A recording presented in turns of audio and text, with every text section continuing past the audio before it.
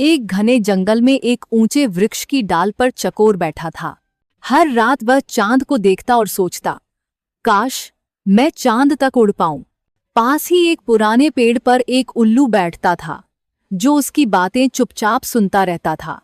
चकोर चांद को देखते हुए बोलता है, वाह, चांद कितना सुंदर है और कितना पास लगता है। मैं वहां तक एक दिन जरूर उड़कर जाऊंगा। चकोर, चांद बहुत दूर है। रात को उड़ना आसान नहीं और वहां तक कोई पक्षी नहीं जा सका है। चकोर की आंखों में एक अलग ही चमक के साथ बोलता है, अगर कोई कोशिश न करे तो कैसे पता चलेगा उल्लू दादा। मैं एक बार कोशिश जरूर करूंगा।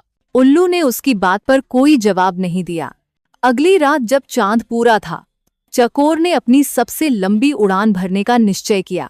आज मैं उड़ूंगा और चांद को छूकर रहूंगा। चकोर ने पंख फैलाए और अंधेरी रात में तेजी से ऊपर उड़ने लगा, मानो उसे ऐसा लग रहा था कि चांद उसे बुला रहा हो। वह उड़ता गया, जंगल नीचे छूटता गया, हवा सर्द होती गई और सांसें तेज चलने लगीं। आसमान में उड़ते उड़ते अचानक उसकी आंखों के आगे अंधेरा सा छा गया। उसे कुछ समझ नहीं आ रहा था। पंख भारी होने लगे। उसे लगा कि अब वो गिर जाएगा। तभी उल्लू दूर से पुकारता है, चकोर, नीचे आ जाओ, अंधेरा धोखा दे सकता है। लेकिन चकोर सुन नहीं रहा था। उसने एक बार और पंख फैलाए और ऊंचाई की ओर उड़ान भर दी। फिर अचानक ही उसकी आंखों के सामने चांद का प्रतिबिंब टूटा। वो जान गया, ये सिर्फ पानी की सतह पर पड़ने वाला प्रतिबिंब था। चकोर हाँफते हुए मन ही मन सोचता है, ये तो असली चांद नहीं था। मैं कहाँ आ गया हूँ? थककर चकोर जमीन पर गिर पड़ा। अब उसके पंखों में उड़ने की ताकत नहीं थी। उसकी आंखों से आंसू बहने लगे।